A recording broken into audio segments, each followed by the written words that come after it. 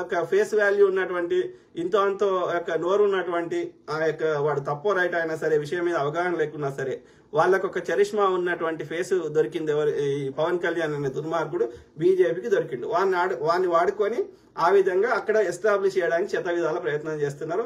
ఆ క్రమంలో అక్కడ బీజేపీ రావడానికి శతవిధాల సహకరిస్తున్న వారు గోదావరి జిల్లాకు చెందిన రాజులు, అట్లనే గోదావరి జిల్లాకు చెందిన బ్రాహ్మణులు.